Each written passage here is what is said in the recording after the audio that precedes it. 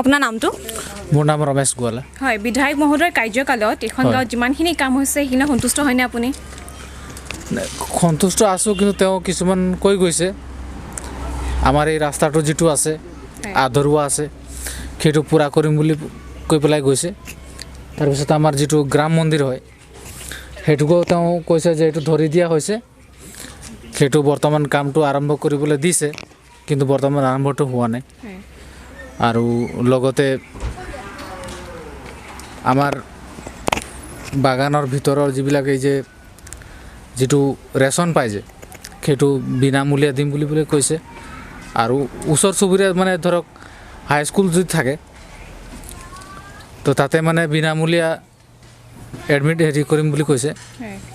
আৰু চিকিৎসাৰ ভিতৰতো মানে বিনামূলীয়া কৰিম বুলি কৈছে, কিন্তু কৰে নে নাই সেইটোতো নাজানো। এতিয়া বৰ্তমান কৈছেহে মানে যে কিমান দূৰলৈকে কৰে সেইটো নাজানো।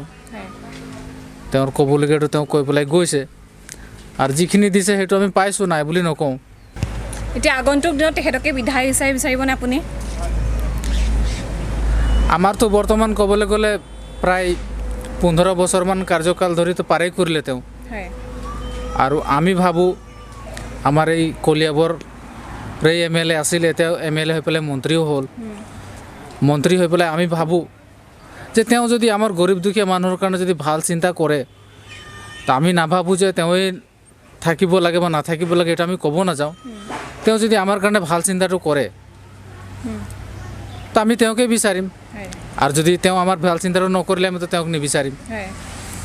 তেতিয়া কৈহে গৈছে, আৰু আমি আগতো বহুত দূৰলৈকে মেল মিটিঙত লৈ গৈছিলে আমাৰ বাগানৰ মানুহবিলাকক কৈছে যে এই হিমন্ত বিশ্ব শৰ্মাও কৈছে যে বোলে 10 দিনৰ ভিতৰত আপোনালোকে ভাল খবৰ এটা পাব, যে বোলে আপোনালোকৰ যিটো দৰমহা বাঢ়িব লাগে বাগানত সেই দৰমহাটো আপোনালোকক আমি বঢ়াই দিম।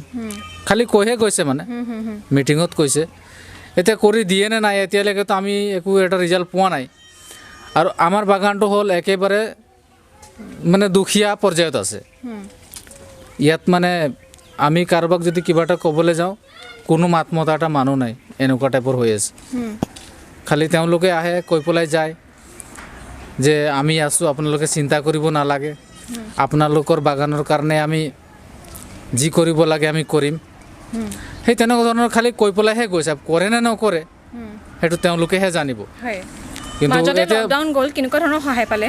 লকডাউনত তেওঁলোকে টোপোলা এটা দিছিলে, তাতে এই বুট দালি বুলি কৈছে সেইটো, আটা অলপ আৰু মিঠাতেল ½ লিটাৰ, সেই তেনেকুৱা ধৰণৰ টোপোলা এটা দিছিলে। তাৰপিছতে একো নাই। আৰু লকডাউনৰ হিচাপত আমি যিখিনি পাইছোঁ সেইটো যিটো পাইছোঁ সেইটো পাইছোঁ বুলি ক'ম, আৰু নোপোৱাটোতো নাই বুলি নকওঁ নহয়। তে এই টোপোলাটো এটা দিছিলে, এটা সেইটোৱেই। তেখেতৰ এনে ব্যক্তিত্ব কেনেকুৱা পালে? ব্যৱহাৰ পাতি কেনেকুৱা তেখেতৰ? ব্যৱহাৰটো তেওঁ ঠিকেই দেখুৱাইছে, যিটো ঠিক দেখুৱাইছে সেইটোতো মই বেঠিক ক'ব নোৱাৰোঁ, ঠিকেই দেখুৱাইছে ব্যৱহাৰটো।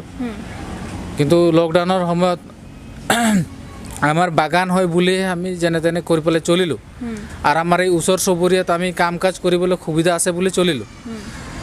কিন্তু বাহিৰা জেগাৰ কথাটোতো ক'ব নোৱাৰোঁ। শুনামতে শুনিছোঁ বোলে বাহিৰা জেগাত বোলে মানুহে বহুতো কষ্ট পাইছে, কিন্তু আমাৰ ইয়াত সুবিধা আছিলে কাৰণে আমি যেন তেন চলিলোঁ। কিন্তু এই টোপোলাটোততো আমি চলিব নোৱাৰিলোঁ হয়, যেন তেন চলিলোঁ আৰু। হয়, ঠিক আছে, ধন্যবাদ।